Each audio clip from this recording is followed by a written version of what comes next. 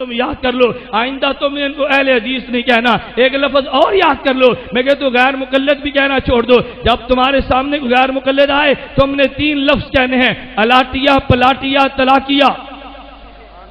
ہنسنا نہیں ہے، کیا لفظ ہو گئے؟ الاٹیا، بلند آواز سے الاٹیا، پلاٹیا اور تلاکیا۔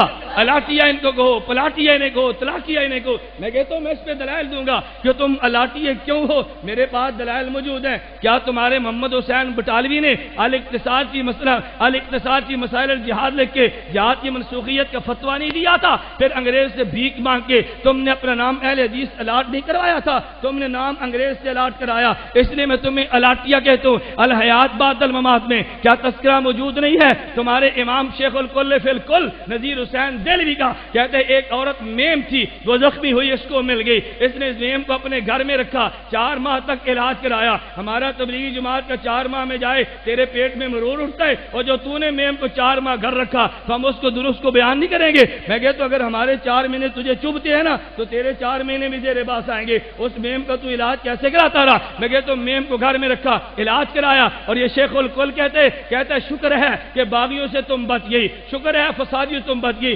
مجاہدین کی لفظ سنو نا، کہتا ہے شکر ہے فسادی باغیوں کی ہتھے نہیں چڑھی، تم میرے ہتھے چڑھی ہو۔ 4 مہینے تک علاج کرایا نا، علاج کرنے کے بعد پھر انگریز کے حوالے کیا، انگریز نے اس کو اس خدمت کے صلے میں پلاٹ الاٹ کیے، اس کو جاگیر انعام میں دی ہے، تو تم الاٹیے بھی ہو، تم پلاٹیے بھی ہو۔ میں نے کہا تم اپنی زبان کو بند رکھو۔ میں ایک جلسے پر گیا، مجھے چٹ آئی، کہتے ہیں غیر مقلد یہ بات کہتے ہیں کہ جب دیوبند کا 7 سالہ اجتماع تھا تو دیوبندیوں میں غیرت نہیں ہے۔ وہ غیرت کیوں نہیں ہے؟ کہتے اس لیے کہ ان کے کابر موجود تھے، مگر اسٹیج پر اندرا گاندھی آئی ہے، معلوم ہوتا ہے غیرت نہیں ہے۔ میں نے کہا اندرا گاندھی ہندوستان کی وزیر اعظم تھی، اس کو بلایا نہیں گیا تھا، وہ خود آئی تھی، مہمان بن کر آئی تھی۔ کافرہ عورت آئی تھی نا، پیغمبر کے پاس کافرہ عورت آئی ہے، اعزاز تو پیغمبر نے بھی دی ہے، لیکن آنے والی ملک کی بادشاہ اور وزیر اعظم تھی، اس کا اکرام کیا، تو تو کہتے غیرت نہیں تھی؟ میں نے فوراً کہا، میں نے کہا آج تک میں نے تمہارے حوالے بیان نہیں کیے، ورنہ نواب صدیق حسن غیر مقلد جو ٹاپ کلاس کا غیر مقلد تھا، اس کے بیٹے نور الحسن نے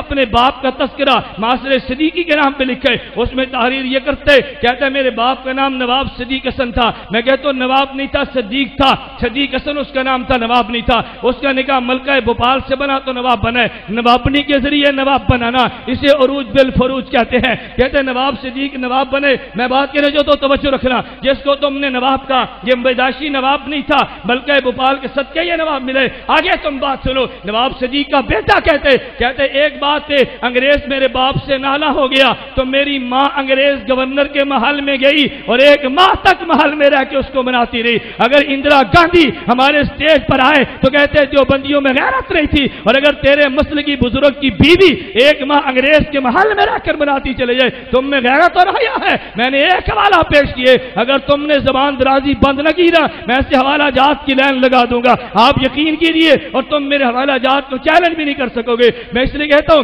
تم الاٹیے بھی ہو، تم پلاٹیے بھی ہو، اور تم طلاقیے بھی ہو۔ تمہارے مسلک کی بنیاد صرف طلاق ہے، تم نے حرام کو حلال کرنے کی کوشش کی ہے۔ جب یہ بات چلتی ہے کہتے ہیں دیوبندی حلالے کے قائل ہیں، میں کہتا ہوں ہاں ہم حلالے کے قائل ہیں۔ حلالے کا تذکرہ اللہ قرآن میں کہتے حتی تنکح زوجا غیرہ، رب قرآن میں کہتے فلا تحل لہ حتی تنکح زوجا غیرہ۔